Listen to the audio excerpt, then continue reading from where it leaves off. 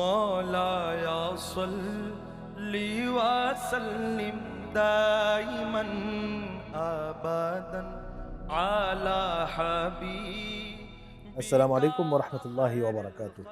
ইন্নাল হামদুলিল্লাহ ওয়াস সালাতু ওয়াস সালামু আলা রাসূলিল্লাহ ওয়া আলা আলিহি ওয়া আহলিহি ওয়া মান ওয়ালাহ, আম্মা বা'দ।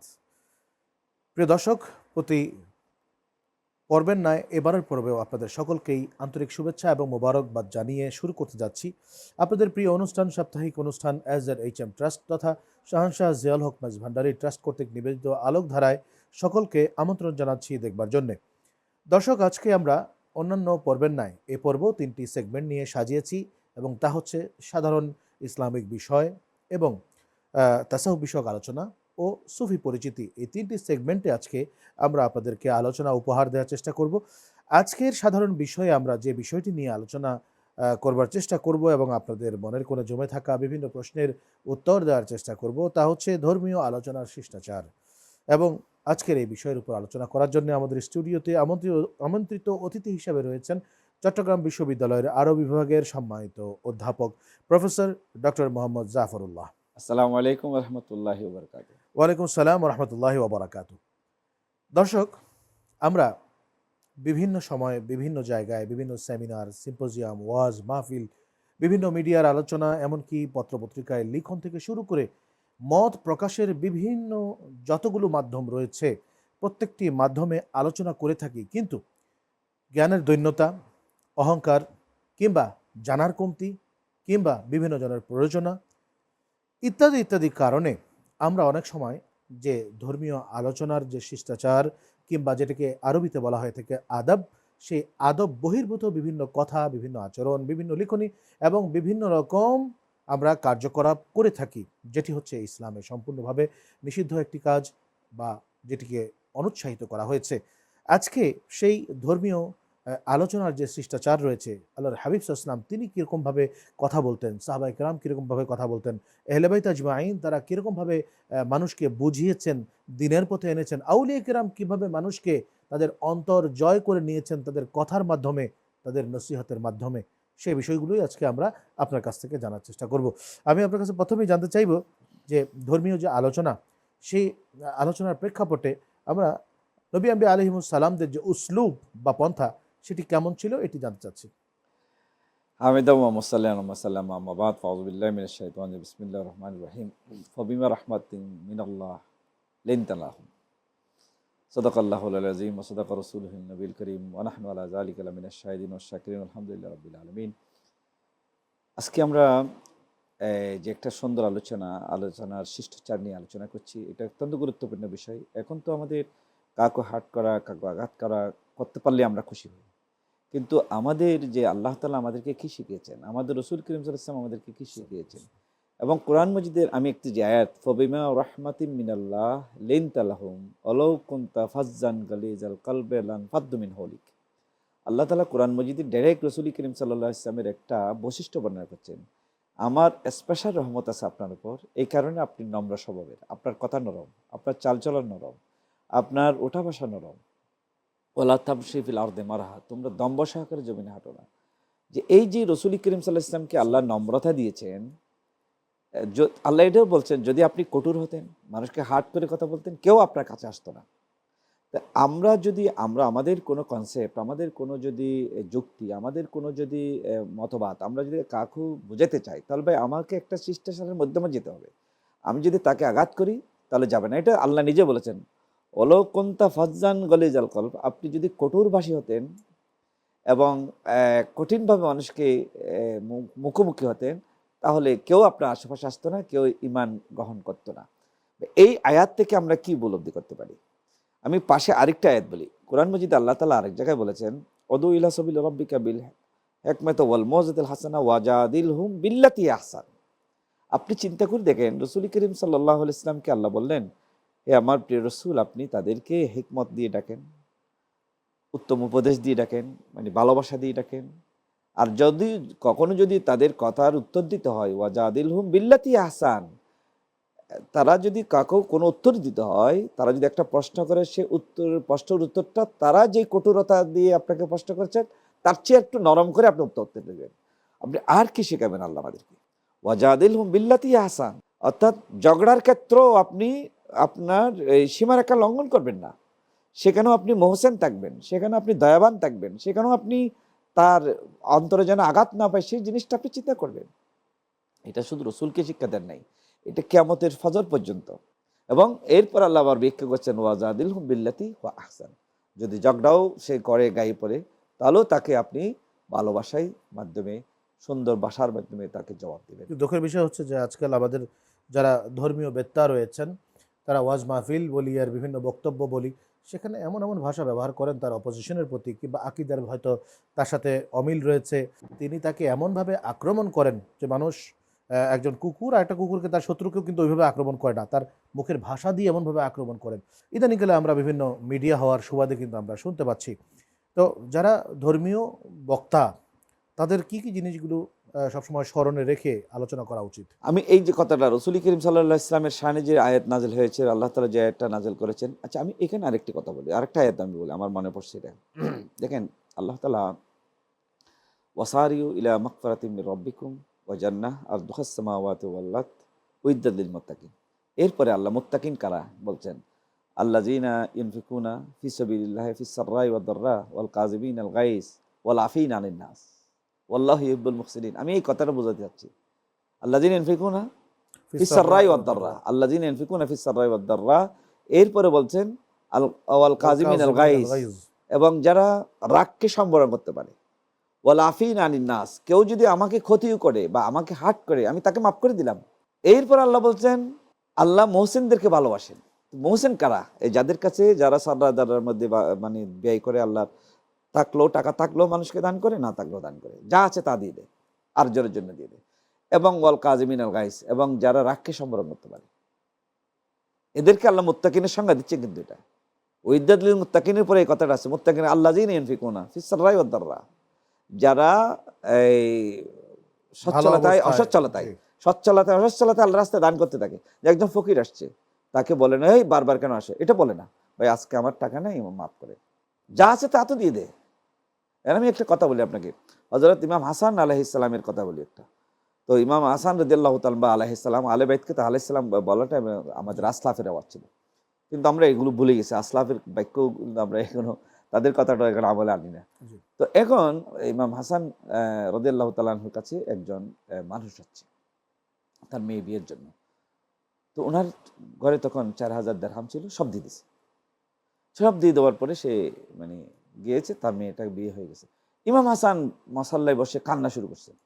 তো তার অনুসারী যারা ছিল, হুজুর আপনি কেন কাঁদতেছেন? তো 40,000 দিরহাম আপনি দিয়ে দিয়েছেন ওনাকে, আপনি না দিতে পারলে হয়তো কান্না করতেন, বা মানুষটা ফকির মানুষটা আসছে, আমাকে কিছু দিতে পারলাম না, এই জন্য আল্লাহর কাছে কাঁদতেছে। এখন তো এরকম না। তো ইমাম হাসান রাদিয়াল্লাহু তাআলা আনহুকে যখন তার সঙ্গে সাথীরা জিজ্ঞেস করলেন, তিনি বললেন আমি আসলে অপরাধী। কেন অপরাধী? আমি তার যে কষ্ট আছে, তার মেয়ে বিয়ে দিতে পারতেছে না, এটা তো খবরই নিই নাই। আর খবর নিলে আমি টাকাটা একদিন আগে তাকে দিয়ে আসতে পারতাম। লজ্জা মানে নিয়ে মানুষের সামনে আমার কাছে টাকা খুঁজতে হইতো না। আজকে তোমাদের সকলের সামনে এসে আমার কাছে সে টাকা খুঁজলো, সে তো নিজে নিজে একটু ছোট হয়েছে, তার মেয়ের ঘরে বিয়ে দেওয়ার টাকা নাই, সে যে তার চেহারা দেখছো তোমরা কিরকম। এই যে তার কাছে একটা মলিন চেহারা হযরত ইমাম হাসান আলাইহিস সালাম দেখেছেন, সেটাতে তিনি নিজেকে আর সম্বরণ করতে পারেন না। আল্লাহর কাছে দোয়া করতে, আল্লাহ তুমি আমাকে মাফ করে দাও, আমি টাকাটা হয়তো তাকে তার খবরটা নিয়ে যদি টাকাটা পৌঁছে দিতে পারতাম তাহলে আমার জন্য ভালো হতো। এই যে ওয়াল কাযিমিনাল গায়জ ওয়াল আফিনা আনিন নাস আল্লাযিনা ইউনফিকুনা ফিস সাররাই ওয়াদ দাররা, আপনি দেখেন সব চরিত্রগুলো কিন্তু আলে বাইত আতহারের মধ্যে ছিল, এবং এদের মাধ্যমে ইসলাম প্রতিষ্ঠিত হয়েছে। আমি এ পর্যায়ে তাসাউফের বিষয়ক আলোচনা চলে যাচ্ছি। প্রিয় দর্শক, আমাদের দ্বিতীয় সেগমেন্ট তাসাউফ বিষয়ক আলোচনা। مولاي صل وسلم دائما। তাসাউফের এ পর্যায়ে ইহসান শব্দটি নিয়ে আমি আপনার কাছে জানতে চাইব। এই ইহসানের শব্দের মর্ম অনুযায়ী আল্লাহ রাব্বুল আলামিনকে ইবাদতের মাধ্যমে যে দেখার অনুভূতি, সেই অনুভূতি বিষয়টা কি করে একজন বান্দা, একজন নামাজি, একজন ইবাদত গুজার ব্যক্তি হাসিল করতে পারে, যাকে আল্লাহ রাব্বুল আলামিন বলেছেন যে ইহসান সম্পর্কে আল্লাহর হাবিব সাল্লাল্লাহু আলাইহি ওয়াসাল্লাম হাদিস শরীফে এসেছে, এই বিষয়টি আপনি আমাদেরকে বলবেন। একবার জিবরিল আলাইহিস সালাম এসে রসুলকে পাশে বসলেন, বসে জিজ্ঞেস করলেন মাল ইসলাম, মাল ইমান, ও মাল ইহসান, তিনটা প্রশ্ন করেছেন। তো 3টা প্রশ্নের রসুল উত্তর দিয়েছেন। আমাদের যেহেতু সময় কম, আমরা ইসলাম, এহসান, ইমান নিয়ে কথা বলতেছি না, আমরা এহসান নিয়ে। যখন এহসান সম্পর্কে প্রশ্ন করলেন, রসুল্লাহ বলেছেন এহসান হলো আনতা আবুদাল্লাহ কা আন্নাকা তারাহু ফাইল্লাম তাকুন তারাহু ফাইন্নাহু ইয়ারাকা। রসুল করিম সাল্লাল্লাহু আলাইহি ওয়াসাল্লাম এহসানের কথা বলেছেন যে এহসান হলো এই, যেখানে মানে 3টা সেগমেন্টের মধ্যে প্রথম 2টা উত্তরণ করে এহসানে যাবে মানুষ। ইসলামে আপনি নামাজ, রোজা, হজ, যাকাত করবেন। ইমানে যখন আসবেন আপনার এই আকিদার কথা বলেছেন। ইসলামের যখন প্রশ্ন করেছেন তখন রসুল আমলের কথা বলেছেন। যখন ইমানের কথা প্রশ্ন করেছেন জিবরাইল আলাইহিস সালাম, তখন রসুল আকিদার কথা বর্ণনা করেছেন। তাহলে আপনার আমলও ঠিক, আকিদাও ঠিক। এখন এহসান কি, এই প্রশ্নটা করলেন হযরত জিবরাইল আলাইহিস সালাম রসুল্লাহকে। তো রসুল্লাহ সাল্লাল্লাহু আলাইহি ওয়াসাল্লাম জবাব দিলেন, যখন মানুষ ইসলাম এবং ইমানের উপরের স্তরে পৌঁছে, এহসানের মর্যাদায় পৌঁছে, এহসানের স্তরে পৌঁছে, তখন আনতা আবুদাল্লাহ কা আন্নাকা তারাহু, সেই বান্দা এমনভাবে ইবাদত করে যেন সে আল্লাহকে দেখতে পায়। ভাই, ইবাদতের মাধ্যমে আমরা বলি না আসসালাতু মিরাজুল মুমিনিন, জি, এটার অর্থ কি? সবাই কিন্তু আমরা ওয়াজ করে আসসালাতু মিরাজুল মুমিনিন, তা আমরা কি কখনো এই আমাদের নমাজে মেরাজ হয়েছে? হ্যাঁ, কিন্তু যারা তাসাউফের এহসানের স্তরে উচ্চ স্তরে পৌঁছছে, আমি তো ভাই মিষ্টি খাই নাই, আমি দিল্লির লাড্ডু খাই নাই, আমি লাড্ডু কি, এটার কি মজা, কি স্বাদ, এটা আমি কেমনে অনুভব করব? তো আপনি এহসানে যান নাই, আপনি পৌঁছেন না, আপনি তাসাউফ কি বুঝবেন? আপনি তাসাউফের বিরুদ্ধে কথা বলছেন, সুফিদের বিরুদ্ধে কথা বলছেন, যারা সেজদার মধ্যে রাত কাটিয়েছে, একটা সেজদা রাত কাটিয়েছে। রাবিয়া বসরি সম্পর্কে এই কথা বর্ণিত আছে, এই কথা বর্ণিত আছে রাবিয়া বসরি সম্পর্কে, তিনি একটা সেজদা দিয়েছেন, সকাল হয়ে গেছে, মানে এশারের নামাজে পড়ে। তো আল্লাহকে বলছেন, আল্লাহ তুমি রাতকে এত ছোট করলা, একটা সেজদায় তো আমি একটা সেজদা, দ্বিতীয় সেজদাটা দিতে পারলাম না। ভাই, আমরাও ইবাদত করি, সুফি কেরামরাও ইবাদত করি, তুমি কার সাথে মানে কটুবাক্য করছো? আজকে যে আমরা কটুবাক্য ব্যবহার করতেছি, সুফিদের মাজার ভাঙতেছি, কার বিরুদ্ধে কথা বলতেছেন আপনি? যারা আমাদেরকে নিজের পরিবার পরিজন, নিজের এলাকা, নিজের ঘরবাড়ি ছেড়ে আমাদের দেশে এসে আমাদেরকে মুসলমান বানিয়েছেন, অপরাধ করেছেন তারা। আমি তো আমার ঘরবাড়ি ছেড়ে কোথাও যাচ্ছি না, কারণ আমার দুনিয়া আমার মুখ্য। আমি তো আমি বিয়ে শাদী বাদ দিয়ে আমি শাহজালাল ইয়ামানি মুজাররদি বিয়ে করেছেন। ওনারা তো বিয়ে করার লোভ ছিল না, কিন্তু দিনের কাজের জন্য তিনি পারেন নাই, সময় পান নাই। ওনার পুরা ইয়ামান থেকে ওনাকে ওনার মামু মাটি দিয়েছেন, সে মাটি মিলে এখানে তিনি অনেক লম্বা কাহিনী, এগুলো ইবনে বাতুতা তার জ্ঞার মধ্যে রেহলার বইয়ের মধ্যে এগুলো তিনি লিখেছেন। ওনার সাথে শাহজালাল ইয়ামানির সাথে দেখা হয়েছে এখানে সিলেটে। আপনি চিন্তা করে দেখেন যে সুফি কেরামরা এই স্তরে, এহসানের স্তরে পৌঁছে, যখন তারা এহসানের স্তরে পৌঁছে, তারা ভাই সেজদার মধ্যে আল্লাহর তাজাল্লি দেখতে পায়। সুবহানাল্লাহ। আনতা আবুদাল্লাহ কা আন্নাকা তারাহু, তারা যখন একদম ভিক্ষুক আসে, আল্লাহ, আচ্ছা একটা হাদিস আছে, আপনাকে অসাধারণ, এটা মনে পড়ে গেছে, লোভ সম্বরণ করতে পারছেন, সময় কিন্তু কম। আল্লাহ কিয়ামতের ময়দানে আমাদেরকে জিজ্ঞেস করবেন, আমি তোমার কাছে পানি চেয়েছিলাম, তুমি আমাকে পানি দাও নাই। আমি তোমার কাছে একবেলা খাবার চেয়েছিলাম, তুমি তো আমাকে খাবার দাও নাই। তখন বান্দা বলবে যে আল্লাহ, আপনি তো পানি খান না, খাবার দেন। তোমার কাছে একজন ফকির গেছিল, মনে করে দেখো, ওইটাকে পানি দিলে আমাকে পানি দেওয়া হতো। এহসানের স্তরে যারা পড়ছে ওলাইয়ে কেরামরা, যারা সেজদার মধ্যে আল্লাহর তাজাল্লি দেখতে পায়, এদের বিষয়ে কথা বলতে, এদের মাজার নিয়ে কথা বলতে, এদের ইজ্জত, এদের সম্মান নিয়ে কথা বলতে আমাদের জবানকে একটু মানে শালীন করা দরকার। আরেকটা বিষয় হচ্ছে যে আল্লাহ রাব্বুল আলামিনকে দেখার যে অনুভূতি, সেই অনুভূতিতে ইবাদতটা এহসান এর অবলম্বনে যদি কেউ করে থাকে, নামাজ পড়ে থাকে, যেরকম আল্লাহ রাব্বুল আলামিনকে যে দেখা, তার যে অনুভূতিটা, এখন যদি আমরা এই সেম জিনিসটাই রাসূল পাক সাল্লাল্লাহু আলাইহি ওয়াসাল্লাম তার বিষয়টা যদি আমরা মাথায় নিয়ে আসি, যে আমরা এত ইবাদত করছি, রাসূল পাক সাল্লাল্লাহু আলাইহি ওয়াসাল্লামকে অত দেখার তামান্না প্রত্যেকটা মুসলমানের থাকে, তো সেক্ষেত্রে তার কি করণীয়, কিভাবে সে আল্লাহ হাবিব দেখতে পারবে? আবুল আব্বাস মুরসি রাদিয়াল্লাহু তাআলা রাহমাতুল্লাহ আলাইহি, উনি বলছেন, লাউ হুজিবে আন্নি তুরফাতাইন মা আদাত্তু নাফসি মিন জুমরাতিল মুমিনিন। তিনি বলছেন, আমি যদি রাসূল করিম সাল্লাল্লাহু আলাইহি ওয়াসাল্লামকে মুহূর্তের জন্য না দেখি, তাহলে আমি নিজেকে ইমানদারও মনে করি না।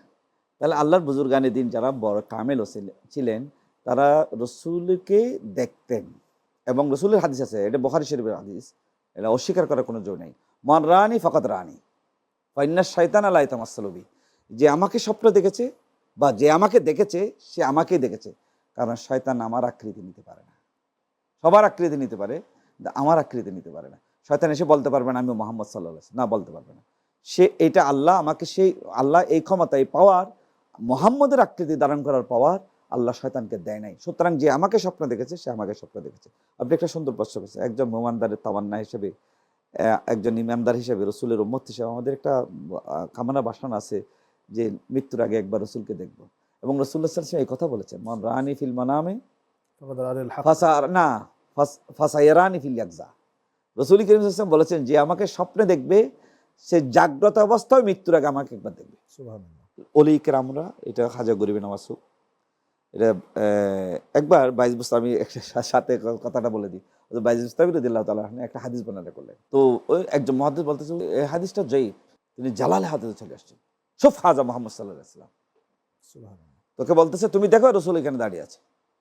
হযরত বাইজ বুস্তামির কারণে ওই মুরিদ যিনি হাদিসটা জয়ীফ বলে গা করেছিলেন, প্রশ্ন করেছিলেন, তাকে বলছেন তুমি রসুলকে জিজ্ঞেস করো যে এটা হাদিস জয়ীফ না সহিহ। যার হাদিস তাকে জিজ্ঞেস করো। অর্থাৎ আল্লাহর ওলি কিরামরা যারা কামাল হইতে চলে যান, তারা তো নিজেরাই রসুলকে দেখেনি, কাউকে দেখাতে চাইলেও দেখাতে পারেন। যারা দরুদ শরীফ বেশি পড়ে, রসুল করিম সাল্লাল্লাহু আলাইহি সাল্লাম সেদিন মানে আমি প্রত্যেক দিন ধরেন 100 বার বা 1000 বার দরুদ শরীফ পড়ি, একদিন পড়লাম না, হঠাৎ রসুল চলে আসলেন, তুমি আমার উপর প্রত্যেক দিন দরুদ পড়তা, আজকে পড়ো নাই কেন? আমার হয়তো রসুল দয়া হলে আমার কাছে। আমি আপনার সাথে এটার সাথে সুর মিলিয়ে এটাই বলতে যাবো যে ওই যে ইহসান, আল্লাহকে দেখে হয়তো আমি ইবাদত করতে পারছি না, কিন্তু আমার রসুলকে যদি একবার দেখতে পারি, ওই রসুলের দেখার মাধ্যমে কিন্তু আল্লাহকে দেখা। কারণ হযরত মুসা আলাইহিস সালাম সে মেরাজ রজনীতে আল্লাহ রাব্বুল আলামিনের কাছে বারবার আল্লাহ হাবিবকে পাঠাচ্ছিলেন, আবার আনছিলেন। না এটা আল্লাহ রাব্বুল আলামিন এটা হেকমাতটা বলি, আপনি সুন্দর তুলেছেন। সময় যেহেতু কম, আমার বলা যাচ্ছে না, কোন নবীদের দোয়া কিন্তু ফেরত হয় না। তো মুসা আলাইহিস সালামকে আল্লাহকে যখন বলছেন রব্বি আরিনি আনজুর ইলাইক, আমি আপনাকে একটু দেখতে চাই, তাহলে ওনার মোনাজাতটাও ফেরত দিতে পারেন, আল্লাহ ফেরত দিবেন না। আল্লাহ বলছেন আমাকে জামার জালাওয়াত তুমি দেখবে, ষষ্ঠ আসমানে দেখবে, আমার রসুলের মাধ্যমে দেখবে। ওই জন্যই আল ইহসান যদি অর্জন করতে হয় তাহলে আল্লাহর হাবিবের মাধ্যমে কিন্তু আসলে সেটি স্বাদ অনুভব করা যায়। প্রিয় দর্শক, আমরা আমাদের তৃতীয় সেগমেন্টে চলে যাচ্ছি, সুফি পরিচিতিতে।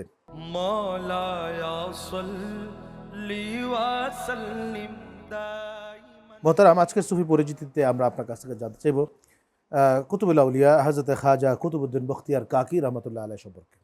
উনিও তো একজন চিশতি তরিকার একজন বড় পীর মুর্শিদ, এবং আমি আগেও আলোচনা করেছিলাম যে উনি খাজা মঈনুদ্দিন চিশতি আজমিরি রাদিয়াল্লাহু তাআলার প্রধান খলিফা ছিলেন।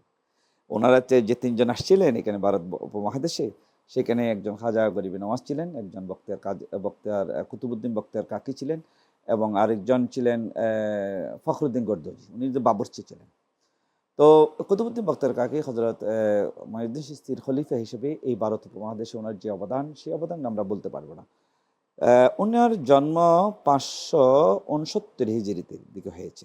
উনি প্রথমে আরেকজনের মুরিদ ছিলেন, এবং কিতাবে ওনার সাওয়ানে হায়াত যারা লিখেছেন কুতুবউদ্দিন বখতিয়ার কাকি কিন্তু খাজা আজমিরির সাওয়ানে হায়াত লিখেছেন, যেটার নাম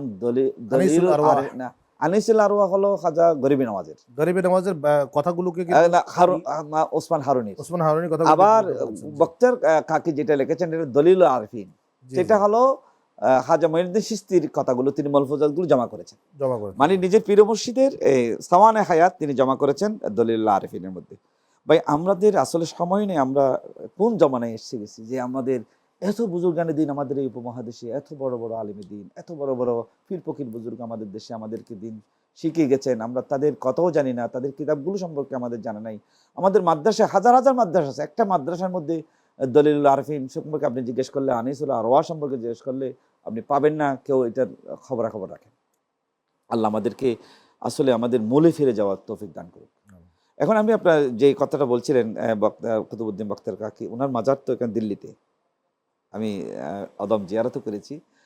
ওনার অনেক কারামত ছিল, এবং খাজা গরিবে নওয়াজের যে মাধ্যমে যে এখানে ইসলাম প্রসারিত হয়েছে, সেখানে অবদান তো খাজা কুতুবউদ্দিন বখতিয়ার কাকিরও ছিল, কারণ মুরিদ হিসেবে তার অবদান ছিল। তিনি যার কাছে যেটা চিঠি পাঠাইছেন, উনি তার কাছে চিঠি নিয়ে গেছেন, যেখানে চলে তুমি দিল্লি চলে যাও, তিনি দিল্লি চলে গেছেন, সেখানে ইসলাম প্রচার করেছেন।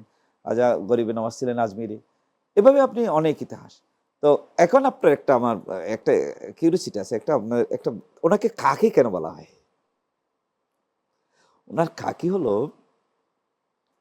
উনি খুব মানে মিতব্যয়ী ছিলেন। উনি এবাদতে মশগুল থাকতেন, সারা রাত সারাদিন এবাদত করতেন, তো উপার্জনের কিছু ছিল না। তো ওনার স্ত্রী ওই বিভিন্ন জায়গা থেকে দাঁড় করে চলতেন, একটা দোকান থেকে দাঁড় করে চলতেন, হঠাৎ করে দাঁড় করা বন্ধ হয়ে গেছে। দোকান থেকে দাঁড় করে নিয়ে আসতেন যে আজকের খানা, উনি তো এবাদতে মশগুল। উনি কেরামরা তো পুরো জীবনটাই মানে এবাদতের মধ্যে, তাদের আল্লাহ ছাড়া তাদের আছে কি, রসুল ছাড়া তাদের আর ছিল কি? রসুল আর আল্লাহ ছাড়া তাদের তো আর কিছু ছিল না তাদের কাছে। ভাই এত আরিফিন, এই যে আরিফিনরা, এই যে বুজুর্গানের দিনটা কত কষ্ট কেরামতের মাধ্যমে, কত বুজুর্গির মাধ্যমে আমাদের এখানে দিন প্রতিষ্ঠা করেছে। তো ওনার স্ত্রী কদিন দেখা যাচ্ছে হঠাৎ করে ওই বাজার সদার জন্য যাচ্ছে না, স্ত্রী বাকি আনতো, ওনারা খবর নিল।